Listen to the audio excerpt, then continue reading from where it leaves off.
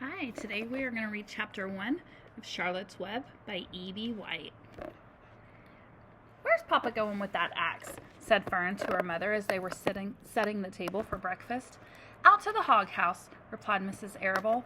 "Some pigs were born last night." "I don't see why he needs an axe," continued Fern, who was only 8. "Well," said her mother, "one of the pigs is a runt. It's very small and weak, and it'll never amount to anything, so your father has decided to do away with it."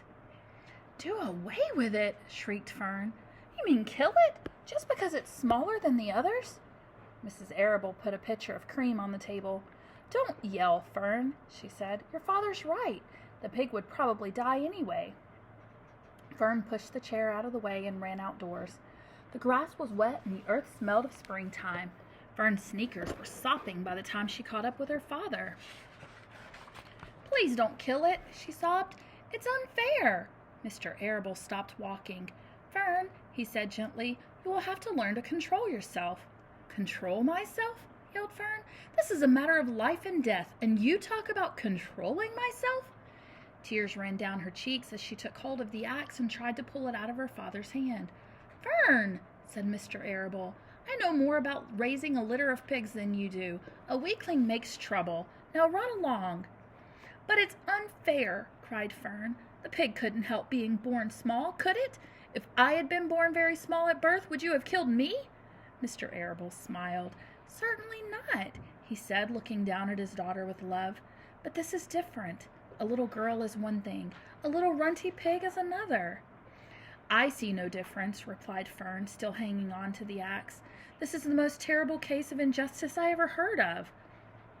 A queer look came over John Arable's face. He seemed almost ready to cry himself. "All right," he said. "You go back to the house, and I'll bring the runt when I come in. I'll let you start it on a bottle, like a baby. Then you'll see what trouble a pig can be." When Mr. Arable returned to the house half an hour later, he carried a carton under his arm. Fern was upstairs changing her sneakers. The kitchen table was set for breakfast, and the room smelled of coffee, bacon, damp plaster, and wood smoke from the stove. "Put it on a chair," said Mrs. Arable. Mr. Arable set the carton down at Fern's place. Then he walked to the sink and washed his hands and dried them on the roller towel. Fern came slowly down the stairs. Her eyes were red from crying. As she approached her chair, the carton wobbled, and there was a scratching noise. Fern looked at her father. Then she lifted the lid of the carton. There inside, looking up at her, was the newborn pig. It was a white one. The morning light shone through its ears, turning them pink. "He's yours," said Mr. Arable, "saved from an untimely death, and may the good Lord forgive me for this foolishness." Fern couldn't take her eyes off the tiny pig. "Oh," she whispered. "Oh, look at him. He's absolutely perfect." She closed the carton carefully. First she kissed her father, then she kissed her mother. Then she opened the lid again, lifted the pig out, and held it against her cheek. At this moment her brother Avery came into the room. Avery was 10. He was heavily armed, an air rifle in one hand, a wooden dagger in the other. "What's that?" he demanded. "What's Fern got?" "She's got a guest for breakfast," said Mrs. Arable. "Go wash your hands and face, Avery." "Let's see it," said Avery, setting his gun down. "You call that miserable thing a pig? That's a fine specimen of a pig. It's no bigger than a white rat." "Wash up and eat your breakfast, Avery," said his mother. "The school bus will be along in half an hour." "Can I have a pig too, Pop?" asked Avery. "No, I only distribute pigs to early risers," said Mr. Arable. "Fern was up at daylight trying to rid the world of injustice. As a result, she now has a pig. A small one, to be sure, but nevertheless a pig. It just shows what can happen if a person gets out of bed promptly. Let's eat." But Fern couldn't eat until her pig had had a drink of milk. Mrs. Arable found a baby's nursing bottle and a rubber nipple.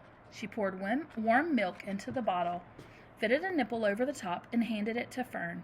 "Give him his breakfast," she said. A minute later Fern was seated on the floor in the corner of the kitchen with her infant between her knees, teaching it to suck from a bottle. The pig, although tiny, had a good appetite and caught on quickly. The school bus honked from the road. "Run!" commanded Mrs. Arable, taking the pig from Fern and slipping a donut into her hand. Avery grabbed his gun and another donut. The children ran out to the road and climbed onto the bus. Fern took no notice of the others in the bus. She just sat and stared out of the window, thinking what a blissful world it was and how lucky she was to have an entire charge of a pig. By the time the bus reached school, Fern had named her pet, selecting the most beautiful name she could think of. "Its name is Wilbur," she whispered to herself.